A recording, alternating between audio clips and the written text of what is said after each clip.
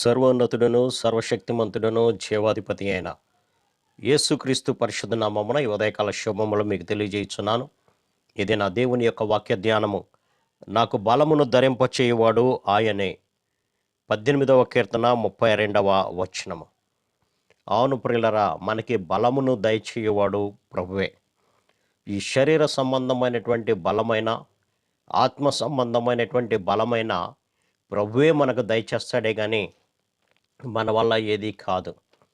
ఈ మాటలో దావీదు భక్తుడు తన యొక్క జీవితాన్ని అనుభవించిన తర్వాత రాస్తున్నటువంటి మాట. ఆనాడు ఇశ్రాయేలు జనాంగాన్ని మీదకి ఫిలిస్తీయుడైనటువంటి గొల్యాతు వచ్చాడు. ఆ గొల్యాతు అతి భయంకరమైనటువంటి ఆకారము కలిగినటువంటి వాడుగా, యుద్ధ విద్యల యందు ఆరితేరినటువంటి వాడిగా మనకు కనపడుతున్నాడు. అటువంటి వాడిని చూచి ఇశ్రాయేలు జనాంగం అంతా కూడా భయపడి పారిపోతున్నారు. ఏ ఒక్కరు కూడా వాడి మీదకి యుద్ధానికి వెళ్ళడానికి సాహసించలేకపోతున్నారు. వాడు అనేక దినములు అలాగా కనపరుచుకుంటూ, నా ఒక్కడితో మీరు యుద్ధం చేయండి చాలు, ఇంకెవరూ అవసరం లేదు అని అంటున్నప్పుడు, అందరూ కూడా భయపడి పారిపోతున్నప్పుడు దావీదు చిన్న బాలుడైనప్పటికీ కూడా అక్కడికి వెళ్ళి వాడి మాటలను విని అంటున్నటువంటి మాట, ఎందుకు మీరు వాడికి భయపడతారు? చాలామంది వాడి యొక్క ఆకారాన్ని చూచి, వాడి యొక్క బలాన్ని చూచి, ఇశ్రాయేలు జనాంగము వారి యొక్క బలాన్ని చూసుకొని వారు భయపడి పారిపోతున్నారు. కానీ దేవుడు మాకు తోడుగా ఉన్నాడు, ఆయనే మాకు బలాన్ని దయచేవాడు అనేటువంటి సత్యాన్ని వారు మర్చిపోయారు. అందుకు దావీదు అంటున్నటువంటి మాట, సున్నతి లేని ఈ ఫిలిస్తీయుడు జీవము కలిగినటువంటి దేవుని యొక్క సైన్యాన్ని ఎదిరించడానికి ఎలాంటి వాడు అంటున్నాడు అని, నేను వానితో యుద్ధము చేస్తాను అన్నప్పుడు సౌలు రాజు అంటున్నటువంటి మాట, నీవు బాలుడవు, నీకు బలము చాలదు.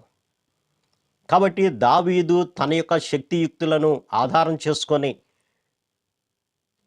ఈ యొక్క గొల్యాతు మీదకి యుద్ధానికి వెళ్ళడానికి సిద్ధపడలేదు. కానీ నా దేవుడు నాకు తోడుగా ఉంటాడు, నా దేవుడే నాకు బలాన్ని దయచేస్తాడు, ఆ బలం చేతే నేను యుద్ధానికి వెళ్తాను అని అన్నాడు.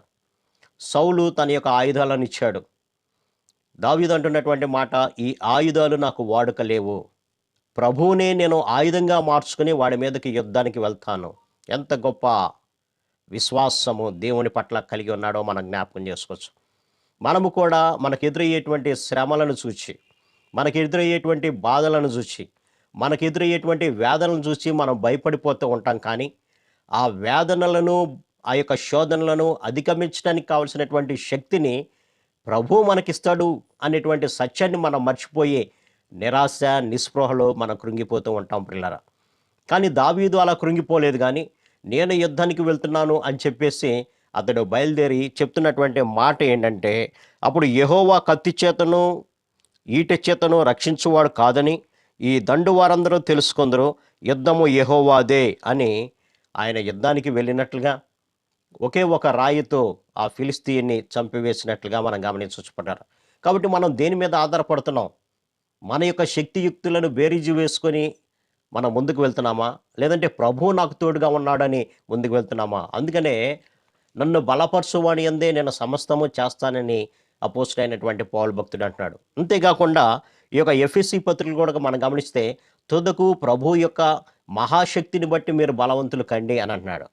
కాబట్టి ఈ ఆత్మీయ జీవితంలో కూడా మనము ఈ యొక్క దురాత్మల సమూహముతో పోరాడేటప్పుడు, సాతాను యొక్క శక్తులతో మనం పోరాడేటప్పుడు మనకు బలము చాలదు. కాబట్టి ప్రభు యొక్క బలాన్ని వేడుకొని ఆత్మీయమైనటువంటి శక్తిని పొందుకొని సాతానుతో యుద్ధం చేయాల్సినటువంటి అవసరం ఉంది పట్లరా. అందుకనే తుదకు ప్రభు యొక్క మహాశక్తిని బట్టి మీరు బలవంతులు కండి అని అంటున్నాడు. కాబట్టి మనం దేని మీద ఆధారపడుతున్నాం ఒకసారి ఆలోచన చేద్దాం.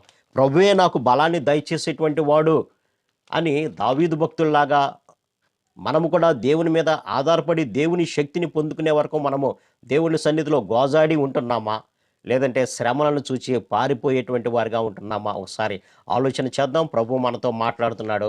దావీదు ఏ విధంగా అయితే దేవుని యొక్క బలాన్ని పొందుకున్నాడో, అలాగ మనం కూడా పొందుకొని ఈ లోక సంబంధమైనటువంటి శత్రువులను, అలాగే ఆత్మ సంబంధమైనటువంటి శత్రువులను ఎదుర్కోవడానికి ప్రభు మనందరికీ కృప చూపునుగాక. ఆమేన్.